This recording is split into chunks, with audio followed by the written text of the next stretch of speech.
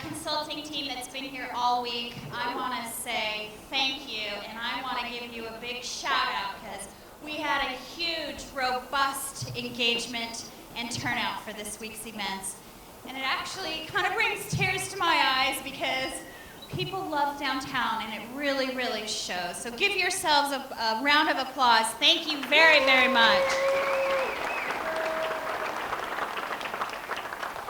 It's been a crazy busy week. We have talked to over 1,000 people, to be honest with you. Over 1,000 people have come in the last 4 days to engage in this process, to share their dreams and ideas for downtown Missoula. And it's been really exciting and rewarding. And sometimes it's hard to hear the things that we need to hear about ourselves. So it's been really good in that regard, too. I want to give a shout out to MCAT. They are here recording tonight, so those of you, your friends and family that didn't get to come out tonight, will get a chance to watch it on MCAT. We'll post where it lives once we know that early next week. So I want to just remind you that this is a year-long planning process to update the downtown master plan. My name is Linda McCarthy, so super happy to have you all here. And our team has worked extraordinarily hard this week, and unfortunately they didn't really get to play at all this week. So they didn't get out and see all the great things that we have to offer because we had them really tied up. But fortunately, some of them did a little recreation last week, and many of them will be recreating this weekend. So thank God for that. And so I'm going to turn it over to Jason King. Dover Colin Partners is our lead consultant on this project. We have a multidisciplinary team specializing in all different things. Many of you heard from them earlier in the week. We're going to give you a work in progress presentation and then do some more keypad polling. Such a great turnout. We ran out of keypads again today, so I guess that's a really good sign for us. But please give a warm welcome to Jason King and his team.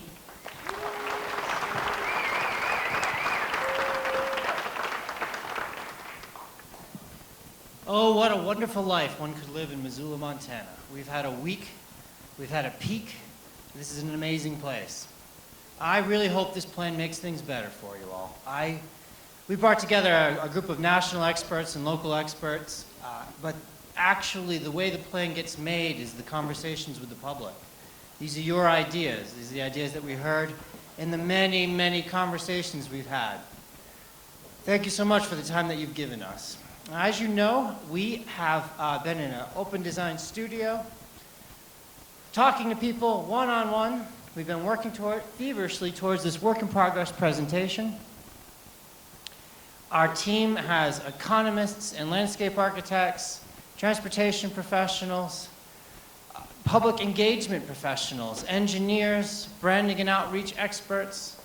We're working for the Downtown Partnership. Here's the important part. This is still just the beginning, because there's going to be things in this presentation, I guarantee, that are going to shock you, make you afraid. You're going to call Linda with your complaints. You're going to tell Ellen at the bar that she's really got to talk to those consultants. Remember, this is the draft work, and this is a pinup. And if you go to architecture school, you get used to pinning things up, and taking criticism and incorporating the criticism. And so that's part of it. Yeah, on the timeline, there we are in the public charrette. And we still, though, we're going to work fast. We're dedicated to this project. We're going to keep proposing and disposing until we arrive to a plan that everybody can agree on. And hopefully before the end of the year, we'll be there, and it'll be the adoption period. And everybody will be excited about the project. Now, some of our members stay here in Missoula, some of our members go back to their home offices, but the conversation continues. If you picked up one of the flyers, you got these two web addresses. There's MissoulaDowntownMasterPlan.com, and then there's the MindMixer site. And it's more than just like a chat room or a post. People get to communicate with each other. You get to vote on other people's ideas. The best ideas rise to the top. I'll be on it, replying to your comments. It's going to be fun. Right, so the hands-on design session, we had nearly 300 people. That number of participants for a long-range plan is something you would expect for a city with 5 or 10 times the population. I've worked in hundreds of places on every continent and in just about every state, and that is the best level of public participation I have seen yet. That was amazing.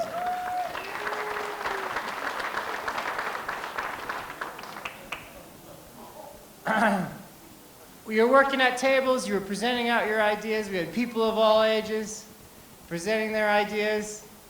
We were talking about the future. This is a plan for everybody.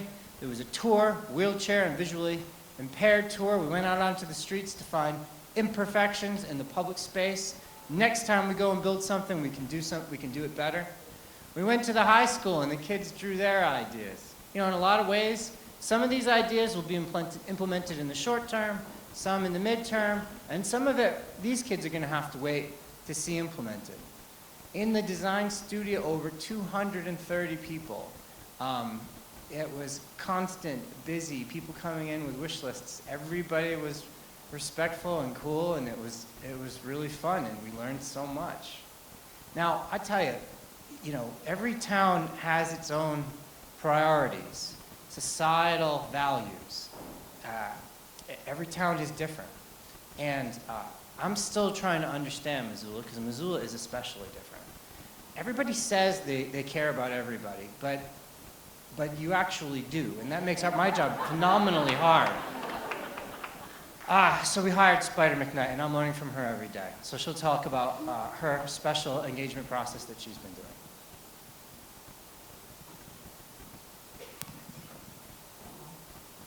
Awesome. Okay. Hi, guys. First, I want to say, I just want to reiterate something Jason said, which is this is still the beginning, right? So we have a lot of work to do. And these guys came here, as a local person, I'm going to stand up for them a little bit and say these guys came here and tried to really wrap their arms around what Missoula is and who Missoula is and what we need as people. And this is just the beginning.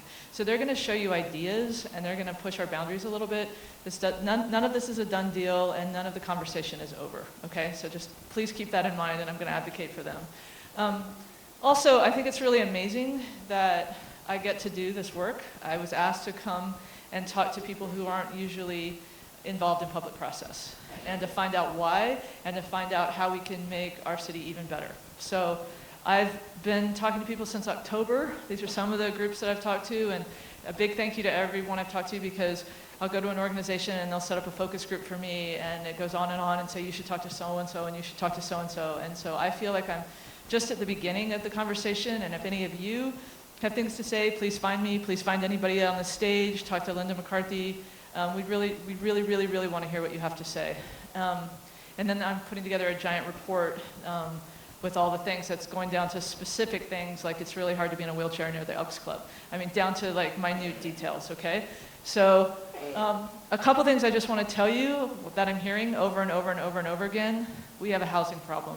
I'm sure that's not a surprise to you, but one thing that we really need to tackle in this plan is how to find more workforce housing. I'm also going to say that all of these things are not addressed tonight because they're big issues, and this crew takes them very seriously and wants to really think about them. So it's not something that could be solved in 4 days, but I promise you that we're all working on it, okay? In the housing, I'm also going to say wet housing keeps coming up. The idea that it's hard to get sober if you don't have a place to live. So that's been coming up over and over again as well. So we're hearing that. The idea of a third space, especially in wintertime.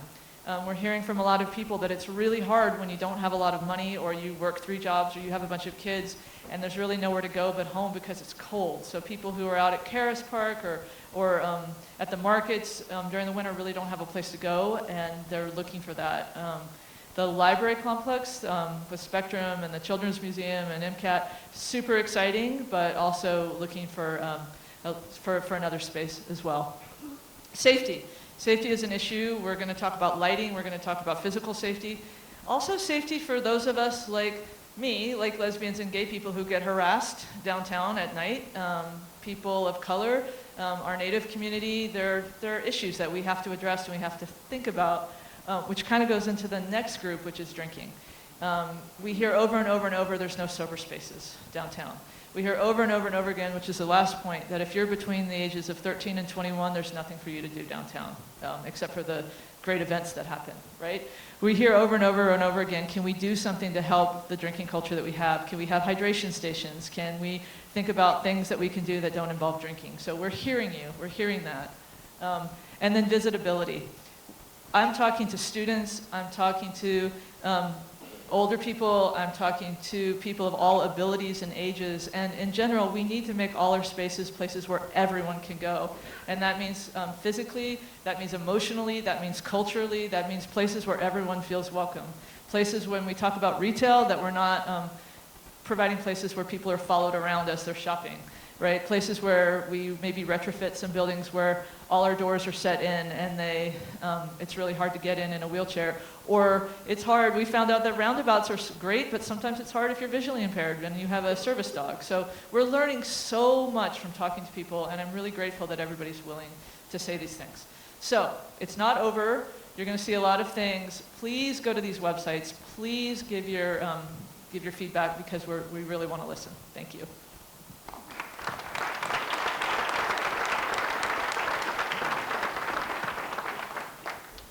We're going to do our best to incorporate housing, third space, safety, drinking, visibility, and kids' activities into this presentation as best as possible. However, it is still an open conversation, and this is still a work in progress. All right. So as part of our public engagement, we've had all variety of meetings in the design studio, which has been terrific. We've been meeting with elected officials, appointed officials, members of the community. We've been meeting with the high school students and transportation professionals, parking experts, people in charge of affordable housing, the people on the redevelopment agency. We've got a steering committee. We've got a technical committee composed of locals who have been working on the plan. The last plan, the 2009 plan, which was something like 80%, 90% implemented. In total, and this is like a record for our profession, in total in like 5 days we talked to over 1,000 people, live, one-on-one, in some sort of interaction. And that was incredibly impressive. Now, enough about us.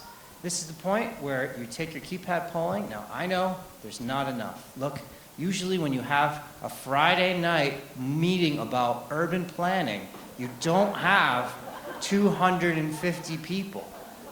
So not everybody has one of these, I understand.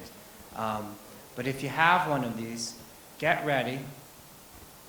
Okay. Did you attend any of the charrette events this week? You push 1 or 2.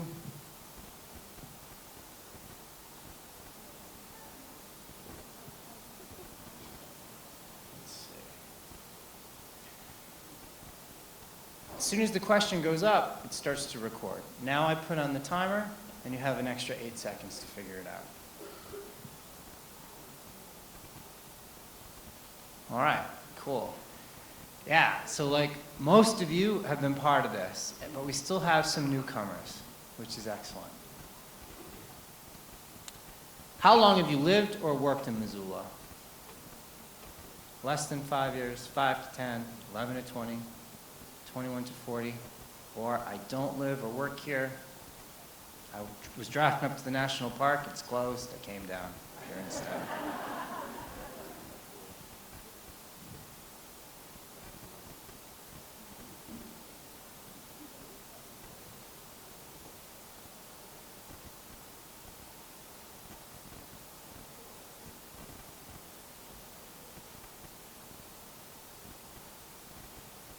Wow, so we've got everybody. We've got people from less than 5 years to 41 to 60. That's terrific. The primary way I get to downtown is by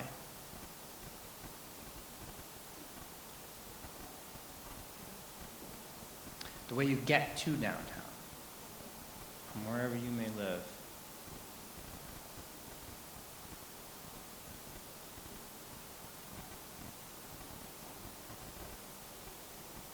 Look at that. So 60% driving, right? Now, I'll tell you, in most of America, when you ask this question, it's 99% driving. So you see a cultural difference here. You know, what's that? Like 35, 40% of people here are getting to downtown by walking or biking or transit or rideshare. I have to tell you, one of the goals of this plan is to increase that. It would be good in 10 years to ask this question again and to see a lot less people driving to the downtown. That's one of the main goals. At the same time, this is still the United States, and you drive big, huge Silverados around. And for a lot of people, that's not going to change, and it doesn't have to change. We're still designing for the automobile. We absolutely have to. The downtown is a place where people come from all over in Montana, and chances are they're coming in a Yukon. And we have to acknowledge that, and we design for it. Another question. My primary interest in the downtown is, and chances are for a lot of you, all of these apply. But what's the number one thing that you identify yourself as? What's the concern that brought you here to this meeting?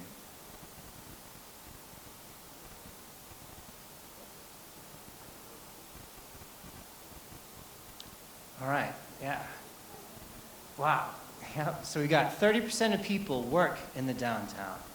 Very small percent. You know, at this point in history, there's not a lot of people living in the downtown. That's interesting, right? But people are coming down here, they're dining, they're going here. There are people who own property, and there's people who own businesses. This is the point where we say, again, this is a draft. This is, the pixels aren't dry. You should have seen us scrambling in the studio and running over here with a handful of slides. So we're going to work on it. But some of the things that we heard. You remember we did the one word that comes to mind about downtown Missoula card. 75% of you remember this. You filled it out, now or in the future. One word that comes to mind about downtown Missoula, now. People said community. That was the number one thing. That's a lot of people. The more times someone said the same word, the larger it appears. So that's like 20 or 30 people. You see community and vibrant. You see river and quirky, funky. You see hip. You see diverse. You see connected. You see walkable. You see eclectic. And then you also see things like congested and car-centered, right? You see marginal. You see exclusive. You see people cheating quite a bit. Look, we said one word. They're using hyphens. But yeah, I mean, Missoula. One word that comes to mind about downtown in the future, and this is interesting, community appeared just as large. And I looked at these cards, and a lot of people said community now and community in the future. And that's the challenge of the planners. Things will change. Change is inevitable everywhere. Yet, maintain community. Livable gets bigger, vibrant gets bigger, arts and culture appears, and it appears in a big way. You get people-oriented, you have affordable. Affordable was something that wasn't as big a part of the plan, the first plan that had to revive the downtown. Now, you're kind of a victim of your own success. And the plan has to make things affordable. It needs to be a place for everyone. That's one of the 5 big ideas.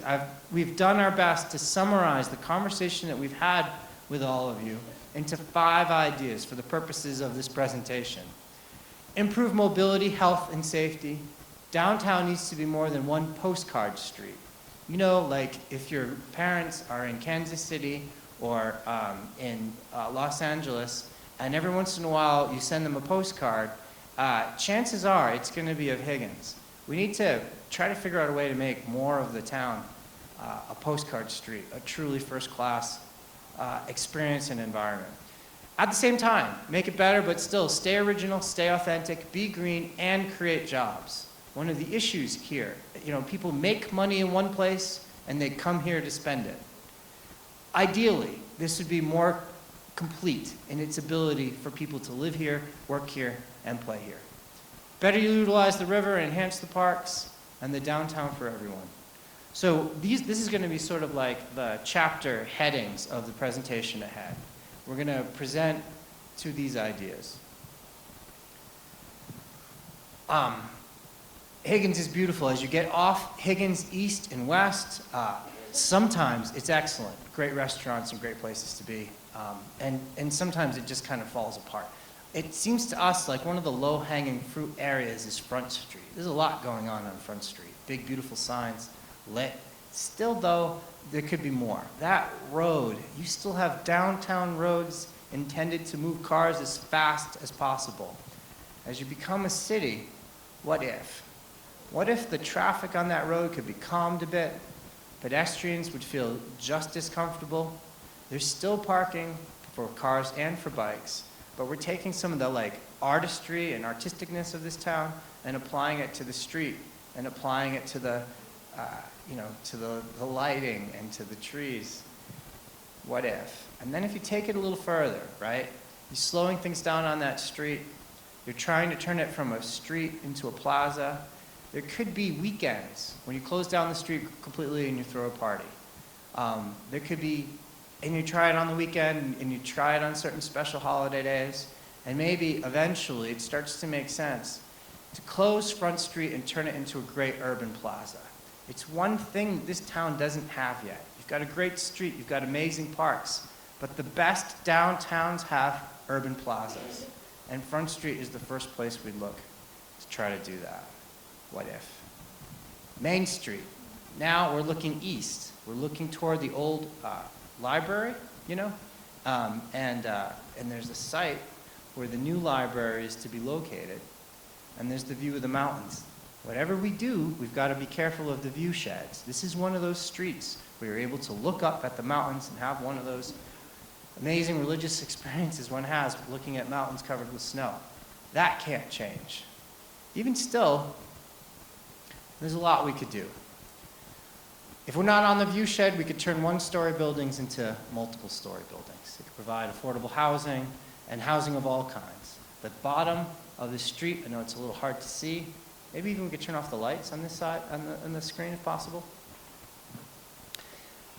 Walkable mixed-use urbanism, a safe, comfortable, and interesting walk for the pedestrian, The parking stays, the small businesses need the parking. In all the work that we're going to show, we show no loss of parking.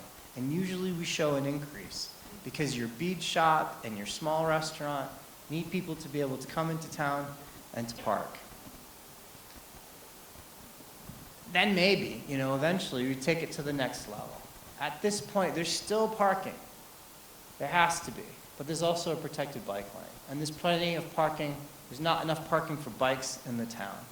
Now, all of a sudden, things are filling in, things are growing up. When it comes time when you reach the 4th floor, things are setting back in order to keep and protect that view. This is, transforming a lot of the street along the lines of what's been done on Higgins and doing it on Main Street. Which one do you prefer? We'll actually be asking you later on which one you prefer. People said, make the hip strip the next great downtown neighborhood. You're going down to the hip strip already.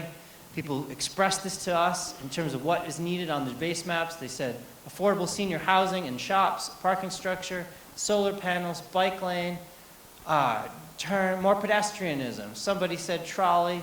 People are afraid of traffic. People are afraid of, right now you go up to that bridge, coming north, coming south, and you know you're going to stop. So whatever happens there, whatever happens to this truly great, one of America's best streets, needs to make sure it works for everybody, cars, bikes, and pedestrians. Right now, though, the car's doing just fine, and the cyclist, who's in shorts because we're in Missoula, that cyclist has a dangerous road ahead of him. He has to go through that, and who knows what happens there. And this is not an area that's connected to your bike system and to your trail system currently. Now, from here, we're looking north toward the downtown. It's taken in the summer, this picture. There's the senior center. Here's the parking lot for the seniors. And this is a big, huge street, which works great for cars, but this little thing you can't hardly see, that's what is reserved for bikes. And big cars come up behind them, and most people end up on the sidewalk, actually, if they're going to take a bike down there. And that's dangerous for everybody involved. What if? We know that the downtown is going to grow.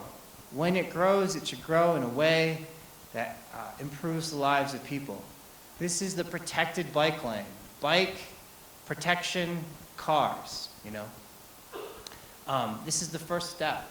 Public investment follows private investment. After that, new buildings would be built there. Not super tall, 10 stories or 20 stories. This is an area that feels about 4 stories. It feels about 5 stories because the larger historic buildings are about that size. Buildings that, again, safe, comfortable, and interesting walk for the pedestrian. And, there's a trolley right now on Market Day, and that's excellent. But I think you've reached the point where it's time to have a circulator, a rubber tire trolley that makes its way all throughout and goes to the campus and happens regularly for people. We keep going. You've got an excellent urban canopy. You've got tree wardens who are working on keeping it and maintaining it. We could take that to the next level. Another choice we're going to give you. Now, there's questions. The beautiful imagery. What happens to the senior center? The seniors stay. Oops. The seniors stay. That building is still there. That is a huge community resource. There's bingo, there's lunch, there's dances. It's a place that a lot of people spend time. It's the third place for people who don't always have a spot that Spider was talking about. No matter what happens, the senior center should stay. At the same time, it's possible that the senior center could actually have affordable housing for seniors. There's, you live here and you work here, and when it comes time to retire, you're not sure you can afford to retire here. And that seems really sad, and that seems like a great place for people to live. What if? Now, the local owners of shops are concerned whenever we show lane repurposing like we did. I want to tell you that this is still an open question. We haven't figured this out yet. Right now, this is Higgins, south of the bridge. You have sidewalk, parking. There's your deadly little bike facility. Here's your bike lanes, right? One possibility, lower hanging fruit, would be to just put in a bike facility that's at least painted and striped, and there's enough room so that way these guys on bikes aren't competing with the cars, right? That means we go from 4 lanes to 3 lanes. 4 lanes for cars work just as well as 3 lanes, because when there's 4 lanes, the middle lanes are used to turn. You can put those together and provide cars a way to turn. This step wouldn't affect car movement at all. If you put in the on-street, if you put in the dedicated bike facility, then in certain places you'll have parking, and in other places you would lose parking, which again terrifies the small business owners for whom there's not enough parking down there yet anyway. So that's an option. Another option is one in which there is a protected bike lane, on-street parking, cars moving. Feels like we did everything, right? But the trade-off is the center turn lane. This would affect car movement. This is a question for your community, How far do you want us to go with this?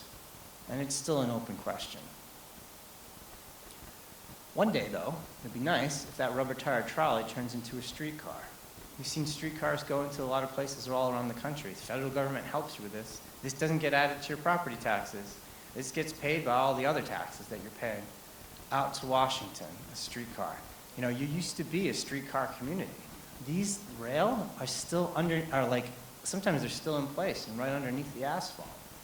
And as nice as this is, and as beautiful as that looks, if we take a step in the direction of accessibility, our recommendation is a streetcar that people can get onto and off of very easily without having to go upstairs or even go up onto a ramp, But not just the hip strip. If you've been to Tucson or Albany, New York, or if you've been to Los Angeles or El Paso, Texas, there are streetcars on the streets again. So everywhere, why not? In time, long range, North, University, Hospital, the East Side, West Side, and the Midtown. And that's what Spider said to our group. We went down to the hip strip, and she said public transit, it shouldn't just be for wealthy people, it needs to be for everyone. And in fact, the people that need it most are the ones that need to go north, or needs to go east, or need to go west. So that's a possibility. This is Higgins. We're still in the hip strip. There is the bridge. Here is the river. all the different things that you asked for when we had our conversation and you're working on the maps. You were asking about, for safety, police substations. You were asking for more places to eat, for restaurants, for pharmacies, for grocery stores, Trader Joe's if we can swing it, bike facilities, indoor markets. There is enough space just in the hip strip to pretty much more parking. Whatever goes in, it needs to be solar. There is enough space just filling in parking lots, but not too much. There's a senior center. They still like to park right here.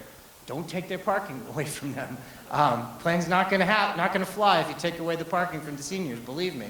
But suffice to say, you know, with strategic urban infill, buildings that have the parking behind, we can fill in the gaps. It's almost like a smile with missing teeth that we could fill in, and the bigger facilities could happen. Still not that big. 4 stories is probably, is still lower than that steeple, which feels important. In the hip strip, we could fit a whole lot. We need to take care of the parking though. Somewhere there's gonna need to be a parking facility. Ideally, it's not just a garage like you have in the downtown that is always just a garage. Hopefully it's something that has uses along the bottom floor. And it actually fills in the street. And we're sort of, in a lot of ways, if you look at the old photographs, rebuilding a downtown buildings that were lost to fire and to neglect. If you look at the old pictures, the streetcar used to run here, and it used to be buildings everywhere. What if? And yeah, so then, like, if it really works, then go even taller with the garage. Now, here's the thing. There are neighbors on each side of this area. And right now, they're really concerned about changes on the hip strip. The small, low-key place for people to go is great with them. There needs to be a way of controlling how big this gets. This can't be towers looking into the bathroom windows of small houses. In order for this to work, it has got to be a compromise between the city builders who want to build and the neighbors who want to continue to enjoy single-family life. One thing that everybody can agree on, though, is like right now 3rd Street is like this mess, and you don't know what to do. And people are turning here and people are turning there. We're trying to figure out ways to put a big plaza, so that way as you come into the hip strip, your entry view is both this line of excellent, beautiful buildings and also a plaza of people being outside and enjoying themselves. Wherever possible, we're trying to find places where we can stick small parks, small civic uses, and places to be right on the corridor. Another idea, connect the northern part of the downtown. You know, there's a train line, and there's all this land that the railroad isn't using anymore. In order to activate that northern area, parking facilities or places for people to park and get on bikes are necessary. One of the idea spots, you know, on all the table maps, they saw this big parking lot, necessary parking lot, always filled parking lot. You can't get rid of the parking, but it's the parking lot that comes, it's a parking lot that comes right as you get off the highway, getting off the highway, and your first impression. You've been watching the Francis Xavier Church the whole time, you're heading toward it, you come off the highway, and one of the first things you're greeted with is the parking lot. There's the parking lot, over here is the depot station, there's Alder Street, there's the X's, which I have yet to have explained to me, but it's all right, it's cool. Here, you know, you were prepared for it. You built a big sidewalk here. When you built the plaza over there, you built a great sidewalk there. This is a prime spot to build, and the great thing about this spot is you pull into the downtown, you park into the parking garage, you get out, and then you're a pedestrian or you're a bicyclist. The P stands for the parking garage that we could fit there, the cafes and the restaurants, and hopefully it would help the markets. It would help the life that's currently active there. What if? Here's that spot, right? The trains, we want the trains to keep coming through.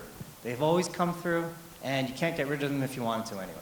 But behind them is this enormous spot. And if you look at the old pictures, there used to be a street grid that came through. The train used to use this for a switching stage. And you can see the train would come up, it would move around, things would be added to it. It's not being used anymore. This is a great little northern neighborhood over here, and they feel quite isolated. There's the Grand Railroad Station. What James Doherty was trying to imagine was, there's that big, beautiful station. The front of it we all know, the back of it we're less familiar with. He took a green, he made it big and huge. He put another grand building here. He added an obelisk, because James. And now there's an open space. And look, it feels like there's enough housing opportunity to solve the affordable housing problems. It feels like there's enough leasable commercial space for small business to operate. This is an extension to the town. If we look, you take a little view spot like this is what it could look like. This is a tough one. This is hard. This was in the last plan, and probably the plan before it. Railroads are in a different position than they used to be. It feels to us, talking to them, like there's some bargaining power. It feels like if we keep this in the plan, there's a chance that this could happen, even though it hasn't happened before.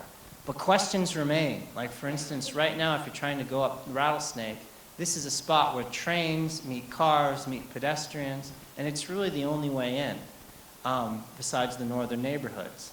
We'd have to figure out ways to connect. We'd have to figure out, ideally, a way in which these trains could pass through, and perhaps there's gates, and then it would be a no-noise area, because the people who live in the neighborhoods over here are, the train for us, like tourists, is just so beautiful and enchanting, and everyone loves the sound of the train in the distance. Not so much for this guy, and we've talked to him, and he's a county commissioner, and we want to make this a quieter area at the same time, connecting it. Now, the thing with new planning is you don't want to give up or stop or get in the way of the stuff you've been doing right and continuing. People talk about the old Sawmill District. This is a spot that used to be a whole lot of nothing, and now it's a beautiful park that people are learning is there. And it's housing overlooking the park. It's a lot of great affordable housing. This nicest, most contextual structure I have seen in a long time is affordable housing.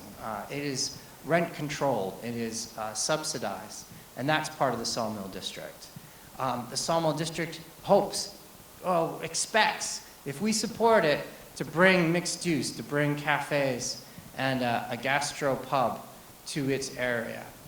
Sawmill District needs some things. We need to continue to invest in infrastructure like streets, water, and sewer. Wyoming Street right now is too fast and too dangerous. Cyclists don't feel comfortable there. Pedestrians, we need to make it safer. If we're continuing to grow there, we don't want to exasperate the parking problem. That area probably needs a parking garage, and there's a lot of land. As nice as those fields are, in the winter, not so much. Ideally, there could be a parking garage attached to some sort of winter entertainment. People have been talking about ice rinks and hockey and figure skating and curling in that area. Old Sawmill District presents an opportunity for students and people and the wealthy and everyone in between to mingle. And we don't want that area to be left out of this plan. As the plan goes even further, there's Old Sawmill District. This is an area, a forgotten neighborhood. It has everything going for it. It's on the river. It's another opportunity to continue to build great urban places. What Rob has been looking at is he's been looking at where to build and where to preserve. There's a single-family neighborhood of working-class, affordable homes there, and he's saying, build on the waterfront, sure. It'll help the tax base, it'll help our schools and our parks, but preserve the single-family houses. Connect with roads, connect with trails, calm traffic. There's a plan shortly. When we finish this, we're going to put up all the plans in the back, and even though this is happening fast on the screen, we'll get a chance to talk about and see if we included all of your ideas into this area.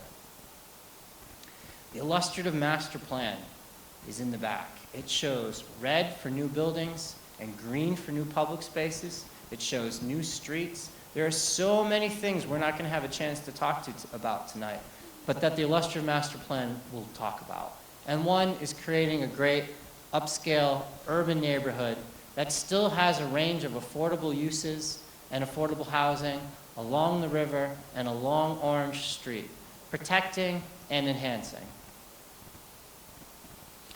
People said better utilize the river and enhance the parks. People wrote park in a lot of places. They wrote ice rink. They wrote Face the River. They wrote Public Recreation. This is the illustrious master plan that I was talking about. It's tough to read a plan from where you're sitting. We'll talk about this a little bit more. But everything that we've done along the river is an attempt to face it again. Back in the dirty old days, that river was not something to face. And so it was backed by things. But the first thing you do in urban planning is you get people down to the river. Clean it first. You've been working on that. Clean it, and then get people down to the river. You have a great existing trail system, a great urban system. However, as you know, sometimes you reach these dead ends, and you've got to go back up onto the street. It's been talked about for a long time, but there seems to be new funding sources, new commitment, new ways of reconnecting these areas so that way one can go absolutely from the east all the way to the west, all along the river, and maybe even cross the river and continue throughout. This is a plan that people have been working on for a while, and hopefully this one helps their effort. Now, I'm going to show you the most controversial thing tonight. Here is Caras Park. Caras Park. There's the bridge. Here's the downtown. Here's the river. It's hard to see. This is the carousel. Here's the Dragon Kids Park. There's the big permanent tent thing. These businesses are all terrific on Main Street, but they're backspace. So that way, if you're with your kids in the snow at the Dragon, you're not able to get a cup of coffee. And I experienced that, and so did my kids, and it was terrible. We weren't able, we only had like 30 minutes there, and then we couldn't get warm, we couldn't get coffee, the kids couldn't have the little apple cider, and we had to flee this area. So it feels like we should be adding uses. It feels like we should be adding something. There's a big, huge residential tower. Here's the thing. That, if we put together all the ideas that people have for that spot, and we price tag it, it's $20 million. Easy. And you don't want to pay for that with your property taxes, and you don't want another general obligation bond. And as wonderful as it would be, in the last 6 years, your property values have gone up, have spiked, and you're taxed out. And so, yeah, Caras, yeah, parking shouldn't be on the river. But we have to find a way in order to pay for this thing people have been talking about for a long time. And you can't just get rid of this parking and turn it into sod, because that parking is incredibly important to those businesses. What if? What we started to imagine was, this is this deal with the devil I've had to make as a city planner several times. I've just made it in my hometown in Miami Beach, North Beach. In order to get North Shore Open Space Park and to be a great park, we had to give a piece of it to a developer who is working on a big, beautiful building, and that building will pay for the park. That's the idea. People have been talking about it for a long time. There's a tower here. What about a tower there? A tower that has a deck, so you're able to sit up there, and a restaurant, and you're able to look at the river. Uses, so that way when you're at the Dragon and it's snowy, you can get a coffee and you can get a cider. And then parking. We'd have to, whatever parking spaces we get rid of, we have to replace 2 times at least in the downtown. Otherwise, we're going to stall it and we're going to stop it. And people are going to bypass it and continue to go out to the suburbs. That's the idea. Big tower here on public space that right now is largely just about 30 parking spaces. And with that, by virtue of this, you have the funding to do a bunch of other things. What if? All right. As a public planner, I hate to do this. I always say to communities, don't give up your public space because you're never going to get it back. And this community is going to be here for 1,000 years. And once you give up an inch of public space, it is gone forever. However, we can't find any other way to pay for the improvements that people have been talking about. And there's also the feeling like there is a way to solve parking problems. And it would be nice for us to face the river again. This is one that our team has a lot of mixed feelings about. And this is an idea that you're going to have to weigh in on. There's a lot we could do with the funding created by putting a tower there. As long as the deal with the developer is fair to this community, we could have that indoor market. You know, you've got markets, they only happen in the winter or in the summer. It would be great if they could happen in the winter too. An indoor market for people to make things and sell things, food and crafts. There could be cafes and the needed restrooms in Caras Park. There should be a spot for food trucks. We can't push out the market. There should be even more parking for the market. Ideally, the rooftop restaurants, it's hard to get up and to see everything in this town. There's not a lot of places to do that, and that would be something we could add. And then the ice rink. For a long time, people have been talking about an ice rink downtown. Not a professional arena. You're going to get that at the fairgrounds, but something small. You go with your kids and you put on the ice skates and you go around. Just adding to the experience. The other thing is some potential for big art. Big art. I'll talk about that in a second. This is the plan. That's the parking area. What if? What if we consolidate the parking into a garage? There's housing above it. We'd be able to put in that lawn and splash deck and a place for people to eat and drink and sit and the ice rink to play on. There's ice rinks, all kinds now. There's the ice rink that's all the time, and then there are the ice rinks that are in the summer turn into splash pads. The other thing that we could do at Caras Park is this. So, this was like, you remember how all those other maps had a lot of ideas? Well, this person was really clear on why she was at this meeting. I think it was Christine. So she took her time and she drew big art. And we've been pondering this for a while. What is big art? That's big art, right? These bridges that light up at night, that is big art. Whatever this is, big art. You get to walk under it, you get to interact with it, and it is cool, even if I don't understand it. Your art museum is big art. That is an excellent experience. But this is a very artistic community, and that's not represented enough in your city planning. So yeah, that big. This is built in the last 40 years. This is Burnham's big reflective Terminator bean. And hopefully you stood here and you've taken a picture of yourself in the warped world of super coolness. That big, right? There's going to be parking garages here. Herzog and DeMuron in Miami, for the first time ever, architects applied their skill to a parking garage, and they made parking garage art. You're going to need parking garages to make it art. There's going to be towers. Build towers that everybody can love. Aqua Tower, built by a woman architect. Before, there were women that were starchitects, and everybody loves it. And there's a sort of, I don't know, just it's super cool. But it doesn't have to be big stuff also. In New Orleans, when they protected Musicians Village and they painted these little shotgun shacks, different colors, that's big art too. I love the Gay Liberation Monument in New York City. These people were invisible for so long in the Lower East Side. This monument says, no, we're here. We're set in concrete, and you're not going to pretend we're not anymore, and I love that. Bridges. You're going to need bridges. Make them as nice as some of the great bridges that you see. And murals. I mean, there are murals. There's murals happening everywhere here. If you've been to Wynwood Walls in Miami, they took a whole district and there is not a wall that doesn't have a mural. And that would be good, especially because you got this. Right there in the middle of where everyone wants to put their great ideas, there's this thing.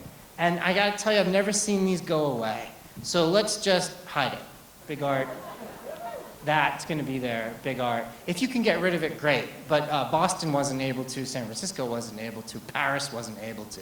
But so let's just say, yeah, okay, you can stay, but let's hide you behind something truly awesome. Small art is beautiful too. One of our favorite spots to turn into art is the underside of these bridges, and you have one in Caras Park. There should be lights, there should be hopscotch, I guess. There should be things going on in that area. What Sue was imagining, Sue, one of our designers, is she took a picture of this, and on market day, this is what it feels like, and people are going back and forth. And she filled it with art, and she filled it with light and activity spaces. And she was inspired by the artwork of the Salish and of the native tribes, and she took those colors and she applied it to that area. And small art is great too.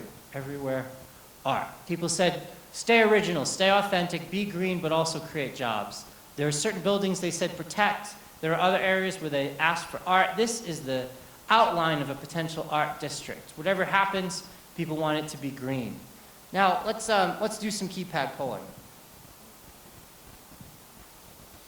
I've presented some ideas. Now we'll try to wake you up, get you back into the game.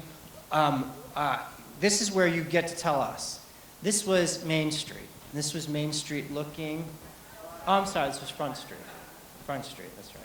This is Front Street looking west toward the, what building? All right, great, thanks. And you remember, Louisa took it, turned it into a more interesting streetscape. Less cars are moving, but she turned it into an art exhibit. And the thing I forgot to mention is this isn't just about the art on the road. This is the idea you've all heard. The idea that Main and Front right now are a one-way pair. In order to turn this into a great public space, I forgot to mention, Louisa turned it from a one-way to a two-way, okay? So you're weighing in on a lot here. And we're going to talk a lot more about the two-way conversion because it requires more conversation. But at this point, do you like that idea? The one-way to two-way conversion in order to create a great public space. Start the timer.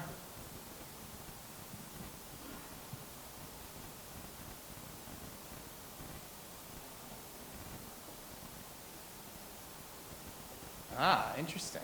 80% of the people, yes or probably yes. 5%, no. And then there's another group that can't tell you. The questions remain. What about this? When she closed it off completely and she turned it into an urban plaza. What did you think when you saw that? That means a lot more traffic would have to go up onto Broadway in order to keep circulation moving downtown. All right.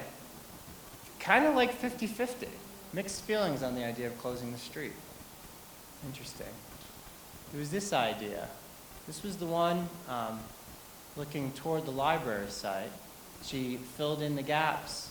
She put in a grand building.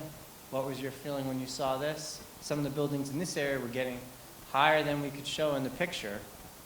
What do you think? Wow.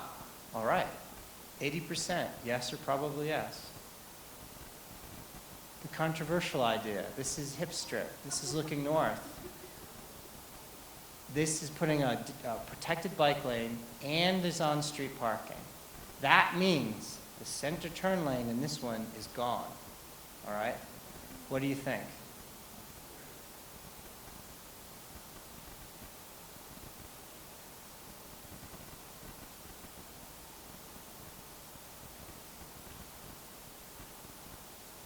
Whoa, interesting. Another 50-50, right? Wow, exactly. Almost exactly. Why does this not add up 50-50? All right. So there's a lot of people not feeling this idea. That's good, and that makes sense. We gave this idea short shrift. What's going to happen is Jim is going to get up and talk more about this. And some of the fears that you have, he's going to talk about. But yeah, this is look, another thing about planning is you don't want divisive ideas. Our client doesn't because they live here, and we don't either. We're searching for consensus ideas, the things that everyone can agree on. If at the end of the process, there's still this much divisiveness, it will not be a recommendation. And if the plan has 30 good ideas, it's okay if we cut 5 or 6 of them, just so that way you know. This is the parking garage over the north part of town. Not just parking garage, also mixed use space, filling in and adding more parking.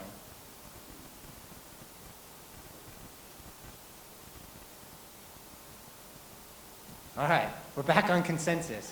Good. All right, people like that idea. Someone doesn't, and we're going to find us, let's talk. We're going to try to fix this. This was the idea of taking that railroad area and turning it into essentially an extension of the downtown. It's hard to see what's going on, but there's just a lot of stuff up there. It's an extension of the downtown.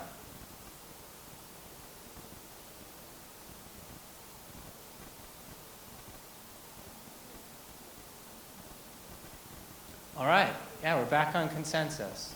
Questions remain, and there are people that are against. James did a rendering that looked like this. The reason that we're asking this area twice is this. There are proposals, developer proposals for that area. what we're doing through this planning process is saying it has to be this good, no less. It's got to be wide sidewalks and spots for people to be, and a mix of things, and essentially what we call in our industry transit-oriented development. How committed are you to that? How committed are you to a high-quality public space, and maybe even saying no to the first 5 developers until you find one that's willing to build like this? All right. Still that? There's some people there? Where are you? They're still there? That's good. All right, we'll talk. This is the most controversial idea, I feel. Maybe the one-way conversion, actually, come to find out, is the most controversial. But I thought this was the one where people are going to fall out of their seats. Let me ask you, did you like the idea of building in one part of Caras Park in order to afford all the stuff that people have been talking about in the other areas?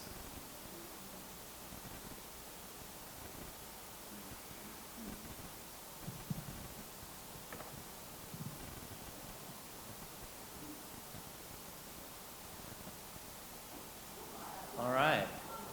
70% said yes. Questions remain. And 10% said no.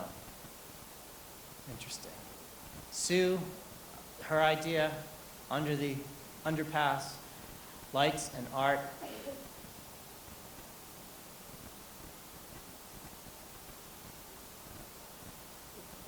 Okay, that's great. Still somebody not feeling it. That? All right, that's cool. All right, so the other part of this, it's about placemaking, but it's also about jobs. And jobs here means supporting local business more than anything.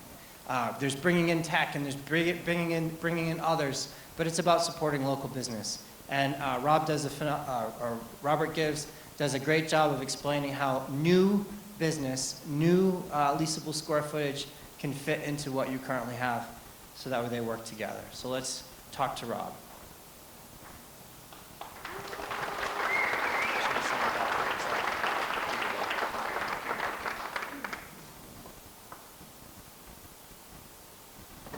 Our job is to do 2 things, to see if there is a demand for any more retail here for the next 5 years. Many communities that we go to are over retail and they have to figure out how to shrink it. In this case, we did find there is a demand for additional retail, and we're the technician. We'll tell you what the market can do, and then you have to decide as a community if you want to do it or not. The second and most important of our job is a shoppability study, where we look at the downtown and the built environment through the eyes of shoppers. And that purpose of that is to help the existing businesses make it more friendly for the shoppers and to increase their sales. The lifeblood of a city are really the small independent retailers and restaurants. So our recommendations are going to be ways of outlining long-term improvements and short-term improvements that can help the shoppability of the downtown. That being said, I've been doing this for a long time. I've worked for hundreds and hundreds of cities, and Missoula is one of the only real working cities and functioning cities that we've seen in a long time. It is not a tourist attraction. It is a tourist attraction, but it's not a tourist trap. It's a place where people that live here or that go to school here can come and feel comfortable. It's a real working place, and you should be proud of that, because a lot of cities have evolved into places that are not real, that feel uncomfortable, and that really don't service the general population. There are a lot of people that are not coming here, and during your little post today, as 0 people were here that were shopping. Our job is to change that. But there are lots of people, I don't know the percentage, but there are thousands and thousands of people that have never come to your downtown that live here. They're shopping out in the suburban strip centers. And technically, there is an option for you to return market share to the downtown. We did do this market study, and we found by 2025 that there's enough growth and enough underserved business to support 35 to 40 40 new retail and restaurants in your downtown. There is a market for a green market, an organic kind of local market. I was hoping there would be a demand for a larger market, but there isn't right now. This area is very well served with supermarkets. Now, that's not to say that you couldn't get a larger one that maybe they could elbow their way in and offer something that's not here right now. There is a demand for 2 or 3 additional home furnishing type stores. There is a demand for a full-size pharmacy, or this could be 2 or 3 smaller pharmacies. That's very important in a downtown in which people live, so that they don't have to get in the car and drive. There is a lot of demand for general merchandise stores, the kinds of things you would have found in Macy's before they closed. So you could really open maybe 10 to 15 general merchandise type stores like we're in Macy's. There's a lot of demand for restaurants, and even though there are many, many good restaurants here, and I've gone into a lot of them, there's still a lot of people that are coming here primarily to dine, and you can support really 10 to 15 additional restaurants above what's here. Now, a lot of restaurants said, Bob, there's not room for, we don't want one more restaurant because that'll take a business away from us, and I can understand that. But more is more in terms of restaurants and shopping. If you have more selection, more people will come here on a more regular basis, and generally restaurant sales will improve. Their total is the demand for almost 70,000 square feet of additional retail space that's supportable here. Now, that's what's technically supportable. You have to decide as a community and as policymakers whether you want any more retail here at all, or whether you'd like to see more shops and more selection than you have. That equates to about 25 to 30 new businesses, retail businesses. There will be a chart that will break down specifically what types of retail are supportable. All in all, it equals about 100,000 square feet. And then there will be very detailed charts in our report that will tell you each category, how many square feet are supportable, and what the sales will be if you open that store. So for example, there's a demand for 3,900 square feet of apparel stores, and they will sell about $1.3 million a year in sales if they open. We do a lot of work for retailers and shopping center developers, telling them where to open new stores and where to open or close centers. So this is a fair, we usually get within about 5 to 8%, sometimes 10% accuracy. And this kind of tool is really what the private sector buys, and a lot of money is spent on our research. This is really valuable if you're a small business owner right now, because you can see how you can grow and what categories you can grow and whom your shoppers are. If you're a real estate property owner, this will help you be a leasing tool. This is the same kind of leasing tool that major developers buy. And of course, if you're a policymaker, this will help you decide as a community whether you want to expand at all. So this is just for retail. We're estimating an average of $344 a square foot per year. That's about 50% higher than the US average. This region has a lot going for it. Of course, the university, the natural amenities, and you have a very high walk score. I don't know if you know what that is or not. It's an app, and this company evaluates every geocode in the United States, and it rates from 0 to 100 how walkable your place is, and that means how many things you can walk to. Can you walk to a train station, a library, a restaurant, or whatever? And from 0 to 100, you've got almost a perfect score. That's extremely high, and that means, if I know that, that means that there's hundreds and hundreds of investors that know that too. And the investors are looking for places that have a walk score of 80 or higher. That's the threshold. They no longer will invest offices or housing or apartments or shopping centers. They want to avoid the areas that have low walk scores because that doesn't appeal to a lot of consumers today. We also like to look back in history. And back in the 1940s and 50s, your downtown captured, we estimate, about 70 to 75% of the market share of the region.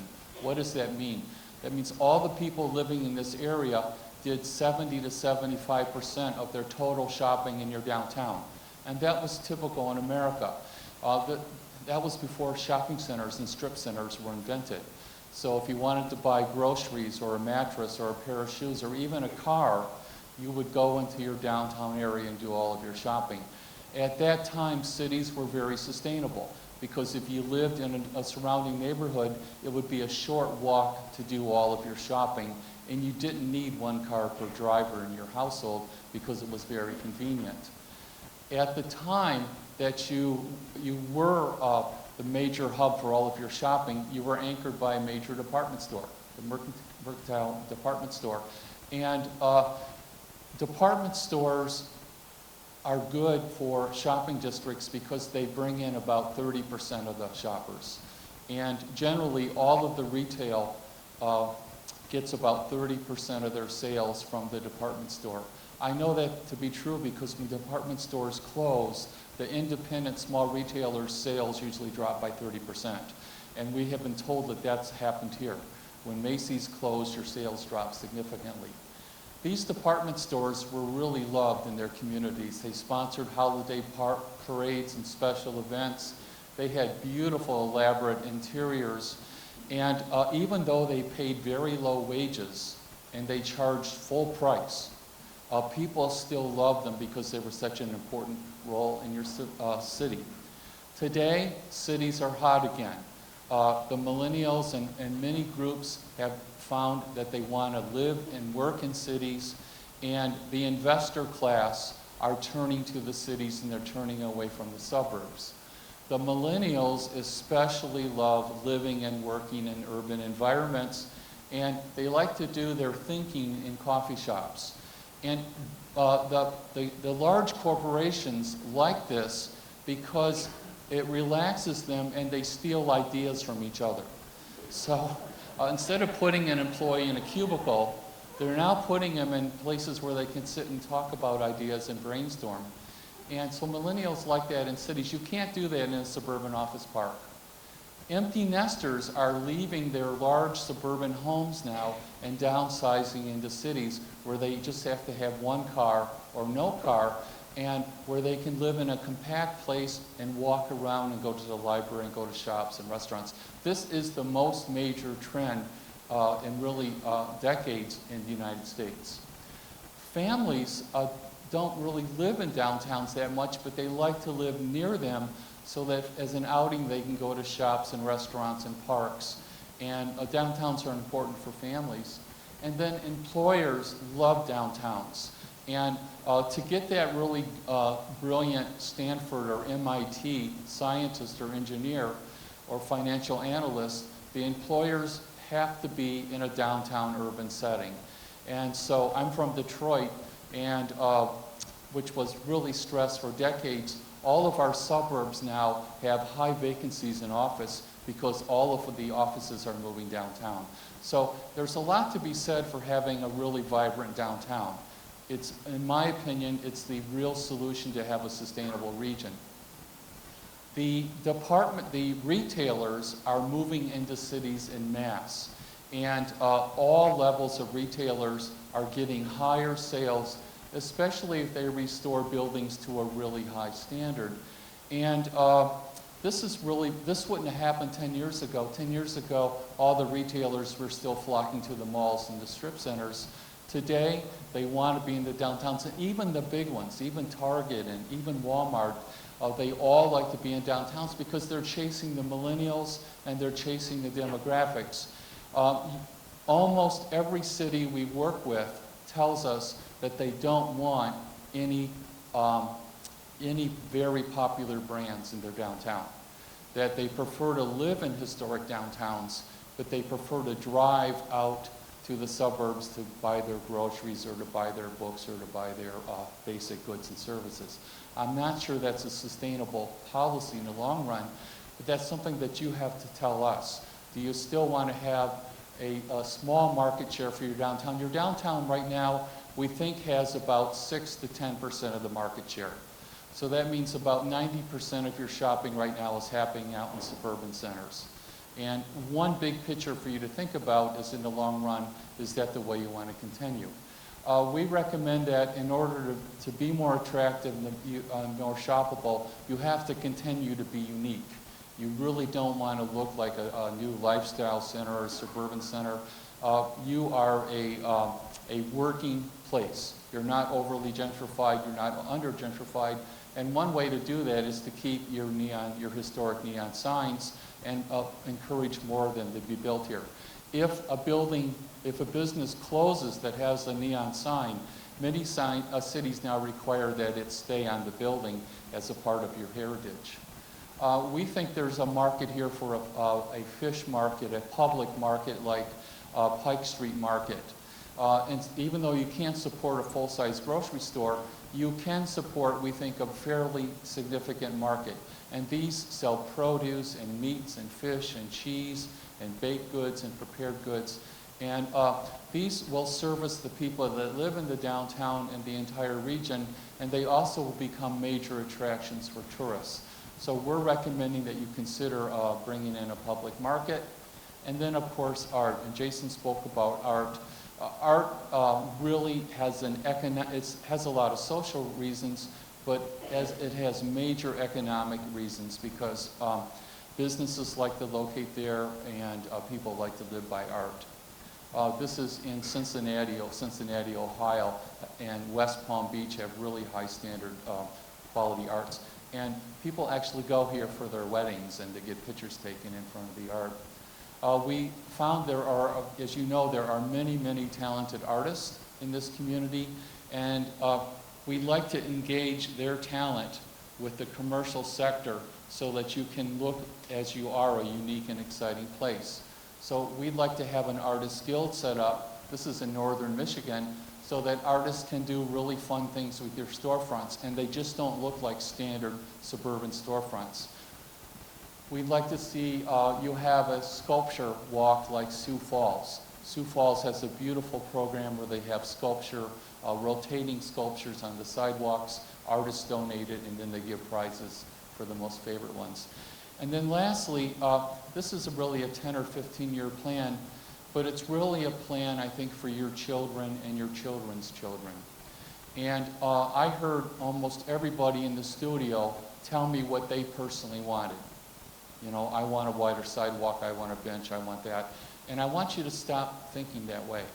I want you to start thinking what your children will want and what will your grandchildren want, and plan for them. Will they want to live in your downtown, and will they be able to want to walk to get a cup of coffee or walk and buy a pair of shoes or a new suit so they don't have to go out to the mall? Think about the quality of life that future generations will want rather than just what you want. And I think that's important for a sustainable place. So thank you very, very much. It has been a great honor and privilege working with you. And thank you for the Missoula Redevelopment Agency and all the staff. And we're just about a third of the way through our process. So we have a long ways to go. Thank you very much.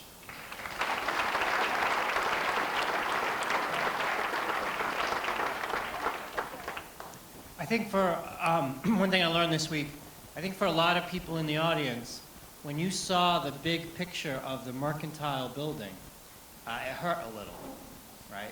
When Bob showed that, look, the Merc is turning into a great hotel. The architecture is excellent. But still, the loss of that building surprised a lot of people and sort of divided the community a bit. Now you go around and you see these plaques, the historic district, the historic district, the historic district. Remember, you have a national register of historic places. You have a national historic district and designated buildings. And recently, after the Merc was taken down, there was a demolition delay ordinance put in place to give people a little bit more input into these big structures when they come down. However, what you don't have is a local protection ordinance, and that's something different. That means in order to demolish a building, you need to get a certificate of appropriateness from a historic preservation commission. And that historic preservation commission has all the legal power to stop the demolitions of great buildings, okay? You don't have a local historic district. And the implications of that going forward are really dramatic. A lot of the buildings that people think are cherished and forever are cherished by the community. But the way you make money in real estate is you buy the thing that nobody thought would ever be torn down, and you tear it down because the value of it is low. I'm afraid, a lot of people are afraid, for the iconic structures and buildings that you have in this community and the great little spots. You know, this looks like every one of Bob's rules applied. Historic preservation isn't just a duty, it is economic development. This store, this place, this bakery does great. It makes me a little nervous. You know, recently this building changed hands. What's the developer interested in doing? We don't know. They probably don't live in the community. What about this one? They do. Nope, stand corrected. All right. This one was bought by a developer who lives in the community, and he better not mess it up. This is a small town, really. All right. Off of Higgins and off of the main streets, there are just a lot of historic gems. Places that, yeah, you put a lot of money into in recent years to turn the lights back on. These need real protections. Even the spot, our studio space, I stepped back, I looked across the street and realized that the public house is in an incredible, amazing place. It's not to say that this architecture isn't great too. They've got windows and they're on the street and everything, but they just don't make them like that anymore. And the only way to protect them is to protect them in earnest. It doesn't mean that these buildings can't have new uses. In fact, they're going to need new uses on the interior in order to stay commercially viable. We don't want to mothball the town, but there's going to need to be protections. Even little wonderful stuff like the Pine Street median. You stand over here and you look and you see the mountains. Yeah, well, that's the kind of thing your Department of Transportation wants to destroy. They're the big street people, and this wonderful little piece of civic art they just can't wait to tear that down, believe me. And that's going to need protections. The small buildings that work well, that are the mix of uses that we're talking about, it doesn't mean every building has to be preserved. Let's redraw that. So this will be the first plan that you have that recommends local historic districts. We're starting small. We're just lassoing in the area with the most historic structures, the designated historic buildings. We're starting small. If you like historic preservation, then you could expand it. The neighborhoods around, we're taking a much lighter touch. We're proposing neighborhood conservation districts. That's not a historic district. That doesn't require a certificate of appropriateness to demolish. It doesn't go to the Historic Preservation Commission. However, it's a light touch, but it can conserve what's great about neighborhoods. This is not to say you're not going to go up and you're not going to go big and build affordably and build luxury and build for the students and build for when you retire and build for when your kids want to come back to town. That's normal and natural, and this community should do that. As long as you preserve the great buildings on the bottom, set back and go up, right? That's the compromise. That's the compromise we preservationists make to the development community and to the economic development of towns. And you know what? It's not that bad. If you're standing on the street, you don't know, that a lot of these things are here. And if you're in here, you've got a great view.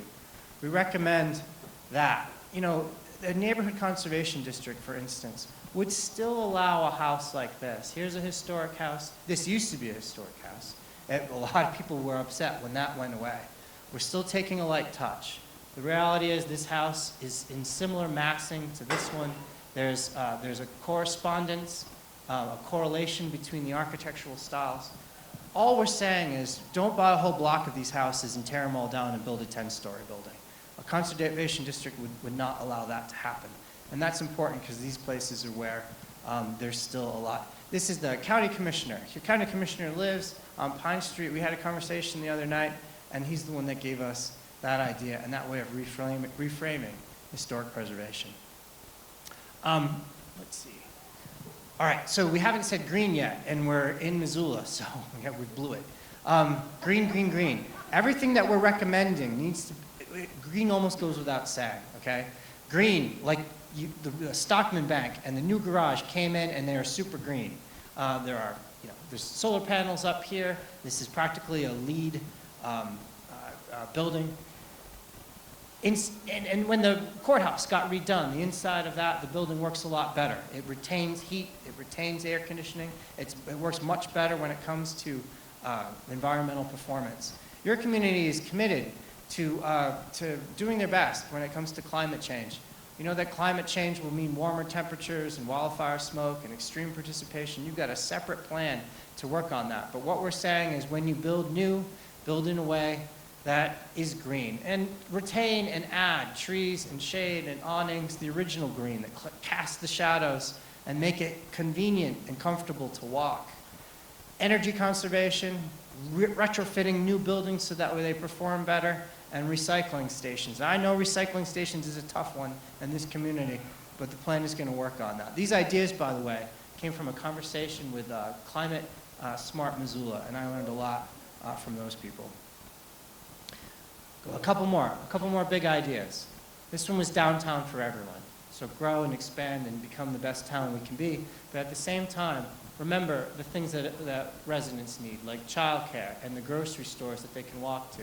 This is one of those areas, neighborhoods that people are asking to be preserved. They're still saying dense and mixed-use housing. They're still saying zone high density in order so that way younger people can afford to live here. But there still need to preserve the neighborhoods. The best way to preserve historic housing, or the best way to preserve affordable housing is to preserve the houses that are currently there. The most green thing you can do is not to build a 10-story LEED platinum building. It's actually just to preserve the buildings that are working just fine and continue to use those materials. We're running a little late. What I'm going to say is the tough thing about being a city planner is knowing when to stop. We've done our best with our plan. When you get to look at the illustrative master plan, there's no big moves that would change the character of this community significantly. We didn't consolidate 5 blocks and say, build an aquarium, right? We didn't close any streets except to make one of them potentially a plaza. You see buildings that are the right scale, you see additions of parks, and you see connections. And you see, I hope, when you look at the plan, that we stopped at the right spot. Now, there's areas that we still have to learn more about. Out east, the area with the Taco Bell and the Albertsons and the Starbucks and the Pizza Hut and the other Taco Bell and the Burger King, that area is working just fine for what it is. But it's possible that in the future it could become something else. And as you go into this area, north of the Triangle, northwest, this is still an area where we're talking about selective infill, but there are possibilities along the waterfront. Next time we get to talk, we'll be able to talk a little bit about more of those areas. Let's talk about infrastructure. When you build big buildings or when you make changes, what's under the ground matters a lot, and thus, Mark. Thanks, Jason. Well, I would like to say it's been an amazing week. This team, it's incredible to see them engage the community and take the input, come up with these design concepts. It's just an amazing group of people to work with. So I'm a civil engineering consultant on the team. I'm looking at our infrastructure strategy. And so tonight, I just want to talk about the existing condition of the city of Missoula's infrastructure. And I'm really glad to announce that the city of Missoula infrastructure is really in pretty good shape. I'm going to start with the sanitary sewer collection system here. They've recently TV, camera, jetted, and provided maintenance on the backbone of most of the sewer main collection system that serves the downtown area. And it really is passing with very high scores. They're also completing a facilities upgrade which means they're hydraulically modeling and looking at the system, and they're coming up with some priorities on some upgrades. And that's really good for us because we're going to know what future demands the system is going to be capable of supporting. And that hydraulic models also be nice because if we do identify areas of density that we can plug that into the model, and it'll help us assess what infrastructure is needed to upgrade the sewer. So generally, the area is pretty well served with sewer. We've identified a few areas in here that can use some main extensions, and we anticipate there's going to be some upsizing of pipes, but the sewer system is in very good condition and very good hands. The city's done a very good job managing that utility. Next, we're looking at the water main system here. As we all know, it became a public utility in 2017, but we really are starting to see some benefits of that. As soon as it became public, they started to implement a pretty aggressive maintenance plan and pipe improvement plan. And ironically, they're also working on a facilities upgrade plan, which doesn't happen, almost on the same frequency as what we're seeing here on this master plan. But they're also hydraulically modeling the water mains, and we'll be able to use that information to look at areas that require higher demands and fire flows and determine what infrastructure is going to need. Just like the sewer main, we have identified some areas that need some main extensions and some pipe upsizing. And just in general, though, the utility's in very good shape, very good hands. So we're glad to see the status of that. So next we're looking at the stormwater utility. Now this is a brand new utility. It came online in 2016, and they went through a rate study, and they're just getting their funding. And it was largely, the catalyst for developing this utility was this, what we call an MS4 permit, which is basically EPA Clean Water Act that says you can't discharge dirty stormwater into the river. They set a very high standard of treatment required for the discharge. And so the city, as they're developing their utility, also have developed a facilities plan to mitigate this. But to let you know, in this area here, there are 20 outfalls where we discharge stormwater into the river. And part of the process to clean that up is to provide treatment of those outfalls.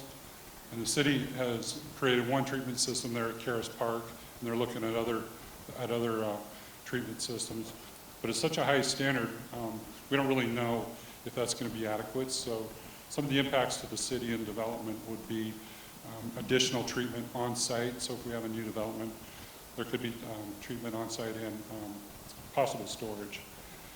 So they're developing, as we speak, guidelines for this utility, and we'll track those as the master plan evolves. Some of these facility plans that I mentioned aren't actually published yet. I think the sewer is going to be published in about 2 months, and the water is going to be published in 3 or 4 months. The other thing this utility does is it manages some really crucial levees along here that protects some of the low-lying areas from flood. And so they're well positioned, but they're a new utility, and they're kind of a wild card, and it'll be dynamic as they get their legs underneath them. And that's pretty much it. A pretty good report card for the city infrastructure. The other thing that we're looking at right now is broadband, and there are not public maps available for the broadband. It's really proprietary until, due to security reasons, they don't really publish their grid. But we're working through some of those issues to really identify. And we'll probably be engaging the public to see if there is an issue or concern. It's going to take some time. And during the charrette this week, Northwest Energy showed up, and they've been great. We're talking about their grid. They're talking about how to pipeline natural energy into the grid. And we're also looking at some options and discussing options for putting some of the overhead underground. And we're also looking at lighting districts and that kind of thing. So that's pretty much the 25% complete infrastructure strategy. And with that, we'll go to improve mobility and safety.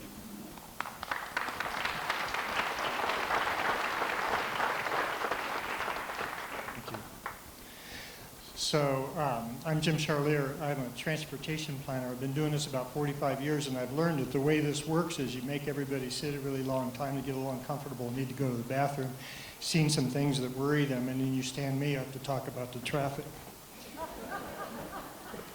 In downtowns, when we think about transportation, what we're talking about is the beating heart of the city, the beating heart of the region, really. And like all hearts, it needs good circulation and good access. We need people to be able to get to the buildings, get to the stores, and so forth. And so that's what this part is about. And Missoula is an interesting place. You're serious about being inclusive. You want your city to be for everybody. And in my subject area of mobility, access, and circulation, that means that universal accessibility is really important, not just people in wheelchairs and people with sight disabilities, but people pushing strollers, people who have children that are walking with them. So the downtown has to be for everybody, and it has to be affordable for everybody. It can't be a place where you feel unwelcome if you're not wealthy. It can't be a place where there isn't anything to do that doesn't require spending money. So we have to keep all those things in mind as we work. There are a lot of topics here. The good news is I'm not going to talk about all of them. But I do want to focus in on some implementation priorities.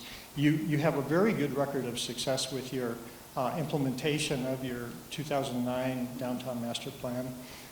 And in the end, for the public, it is about implementation. So I'll talk about some big moves, some smaller things that are still very important, and then some longer-term visions.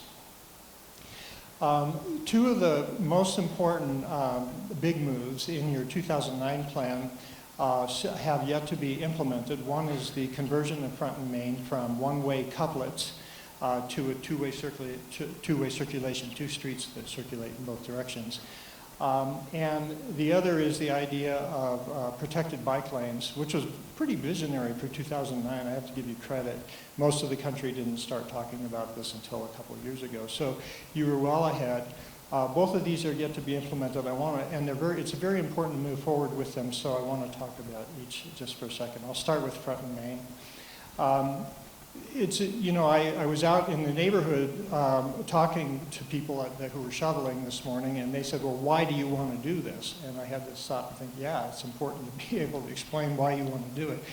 And, downtowns require good circulation, and if going around the block is necessary to get to the store because you're on a one-way street, that discourages going to that store, discourages wayfinding.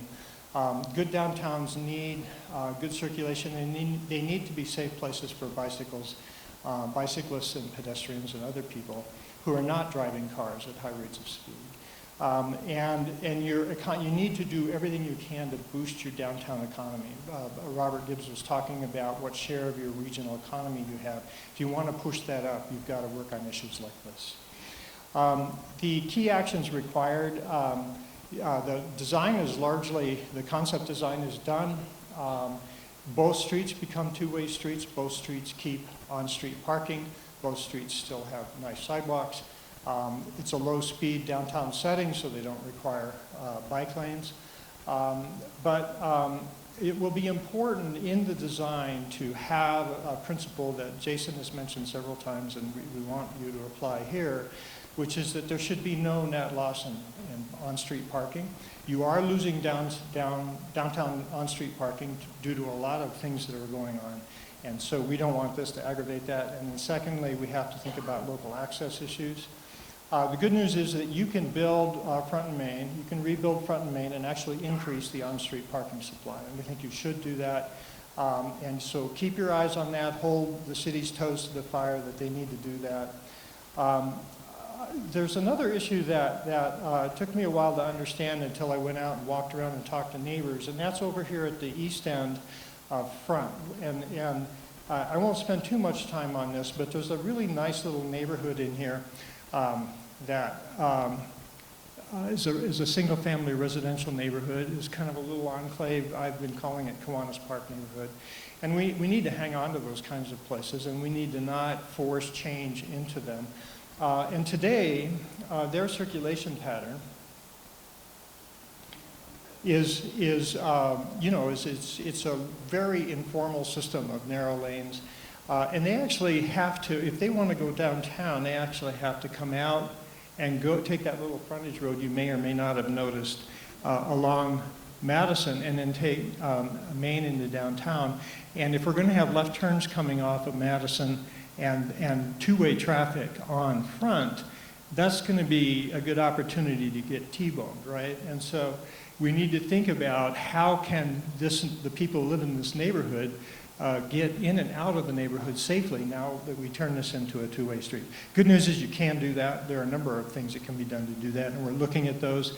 We're looking at how the circulation could work and possibly a couple of additional links. So this is one of the things that stood in the way of implementation, and we think it's time to resolve it and that it can be resolved. Looking at the Higgins and Broadway protected lanes, those are the two corridors that were shown in the 2009 plan as having on-street protected bike lanes. A couple of things to think about there. First of all, why do you do it? Because bicycling and walking are not feasible if you only have little short segments of places that you can bicycle and walk. You have to have the cross-town corridors for them to be feasible. And that's always the big problem. Cities always make improvements here or there, but getting anywhere across town is difficult. So both Broadway and Higgins are really important for that reason. The other thing, there are a couple of things I want to talk about in detail. One, okay, we're catching up now. Is that it's not just bicycling anymore. I live in Denver. We've been having a big sort of citywide fistfight over scooters in the past several months. And what we need to realize is that the non-motorized or semi-motorized low-speed circulation is diversifying, and we're getting a lot more options, and they're very important. It turns out they're very beneficial, so we have to plan for them. So those low-speed lanes are not just going to be bicycle lanes in all probability. We don't want 15-mile-an-hour scooters on our sidewalks, and we don't want them mixing with 45-mile-an-hour traffic. We're going to need to have to find a place to put them. And so I don't know if you can actually write a longboard and look at your computer in Missoula or not, but we'll just claim that we can. We have to, I want to be clear that even though I'm calling these implementation, that there's some work that will have to be done here. Both of these corridors are state highways. They're state facilities. They're owned by the State Department of Transportation. Our colleagues at Montana DOT met with us the other day. They've been coming to our sessions. We've talked to them a lot. We have a process to work through. It looks to me like this is feasible. This line up here is the amount of capacity, the number of vehicles per day we can carry. I have to show one technical slide or they'll lower my hourly rate. So it shows that we can carry 20,000 daily vehicles with a 3-lane street, which is what we need to do to get the room for the protected lanes. And both of those streets out there today are carrying far less than that. And neither one of them has seen significant growth in traffic over the last 20 to 25 years. So it looks like it's feasible, but we can't just do it. We have to work with the state, and we have to work through their processes and their feasibility analyses and so forth. So we're initiating that. I'm confident that that can succeed. I think we should start with Higgins. Because it plays a crucial role, and because the bridge project is coming along soon, the widening and redecking of the Clarks Fork Bridge on Higgins. So I'm suggesting we look at Higgins first and then Broadway. There are some other things that are in the plan. I won't take a lot of time to talk about them tonight that we think will be in the plan. One is you have recently adopted a wayfinding plan. You've been implementing it. You need to continue doing so. And there's an opportunity. Jason showed, I think it was Jason showed a slide that showed some of this. But you do have an opportunity to look at your alleys as being an extension of the environment of your downtown. It shouldn't just be back of house. And you have a pretty good alley network. Most of it has been retained. You've held on to most of it. And there are opportunities. Some of you know this, Printers Alley in Nashville. Some of you may have been there. But there's an opportunity to have some pretty cool places using your alleys. And we think that you should do some planning and some specific strategies for making that happen. We think that, everybody talks about safety, nobody does anything about it. You heard me say that the other night. And I think that we need to develop a program in Missoula that specifically looks at where do we have crashes occurring, where do we have close calls occurring, how can we begin to address those before we have a fatality at one of those locations. And then long term, we need to think about the linkage between the UM campus and downtown. Each is an asset to the other. And connecting them is extremely important. They're well connected today. Mountain Line 1 route runs there. It's 15-minute service, so it's a pretty good connection today. But what should we do in the future, and how can we improve that? And I mentioned earlier, that it's important that the downtown work for everybody, and a real good sort of indicator species for that is the pedestrian. And so we had a designer looking at Orange Street, one of our major barriers for pedestrian circulation, certainly safe pedestrian circulation in downtown, and look at some possible ideas for how you could get people safely across Orange. And the good news is there are things you can do. It's a wide street, it's probably not going to get narrower, it's got a lot of traffic on it, it's probably not going to have less traffic in the future. But are there things that you can do? Yes, there are, and you should. And so part of the plan will be little things like that, where you're doing little improvements over time to make the downtown work for everybody.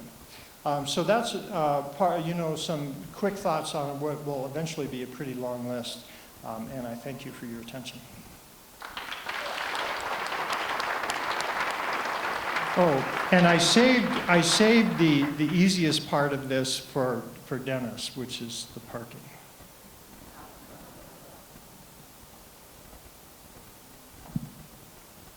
Well, the good thing Jim did for me is he only left me 4 minutes to talk about the least controversial topic in any community. So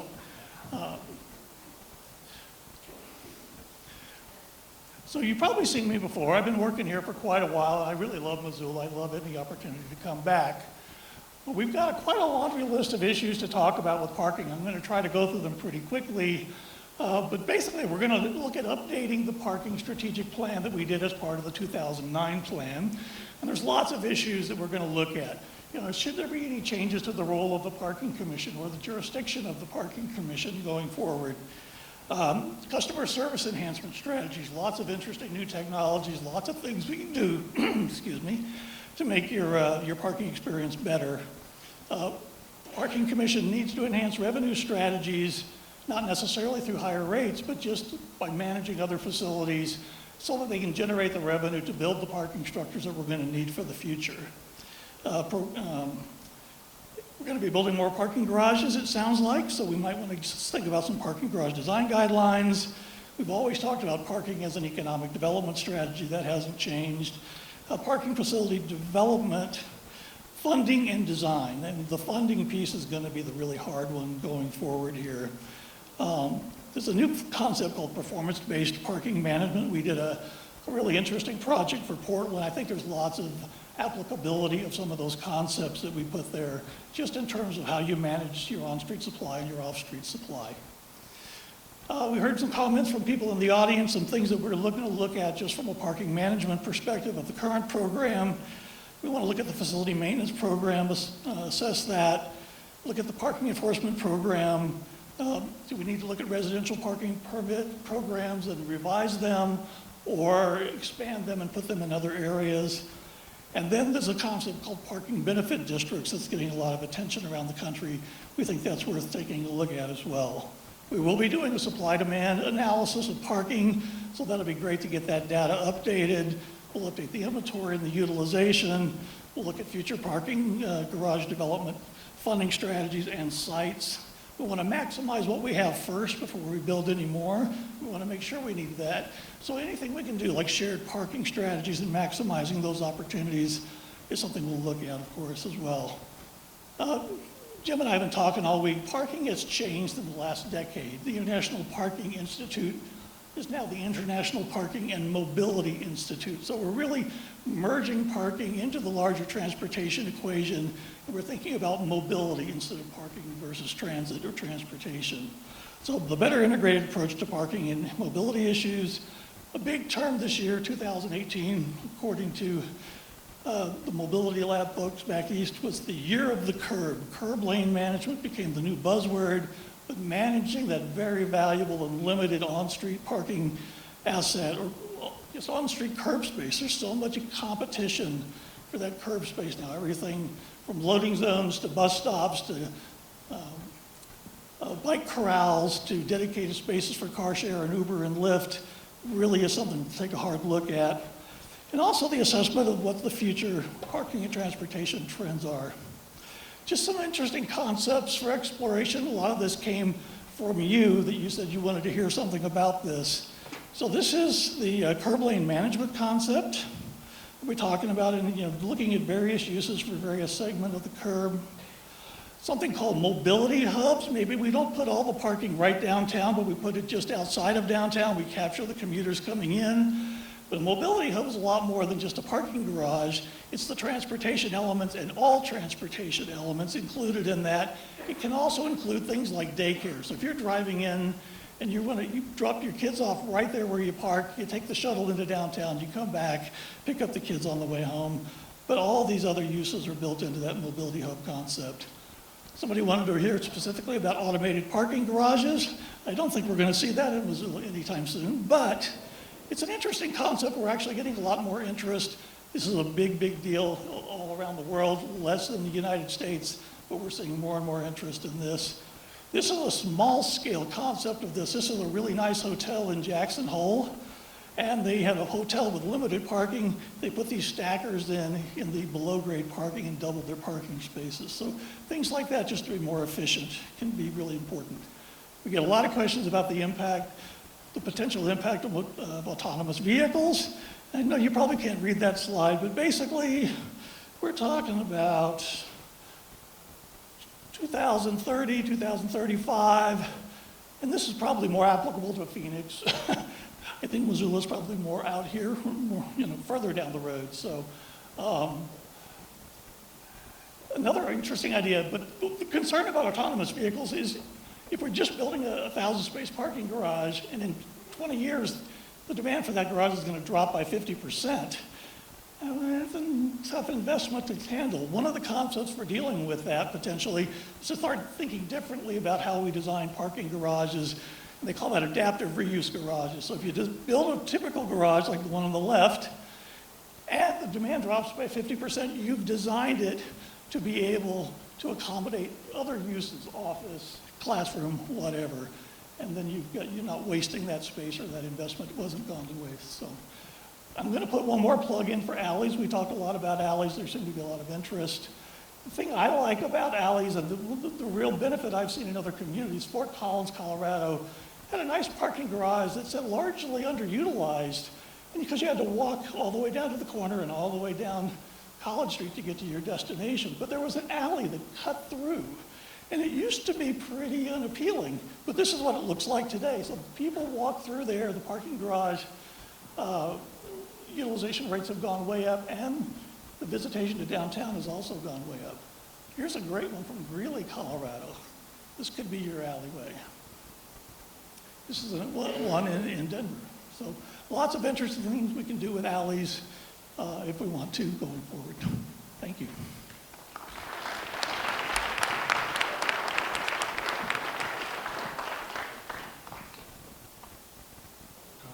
So this is the last question. This is the last slide of the evening. We promised this at the beginning of the process, and here we are.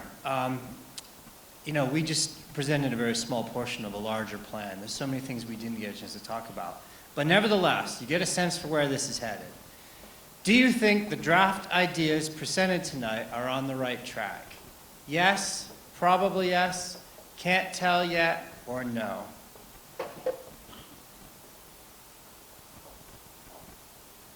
And we start the timer. Sometimes in other places I say, be honest, but Missoula. So I'm counting on you for honesty.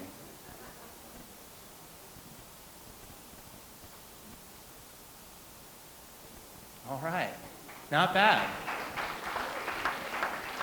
Yeah, nearly 90% of people, yes or probably yes. And those of you that can't tell yet, Soon we'll have more information for you.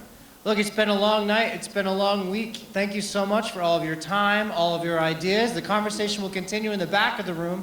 We'll be back shortly with, in the next couple months with more work and more ideas. Let's give everybody that participated a big round of applause. Thank you so much.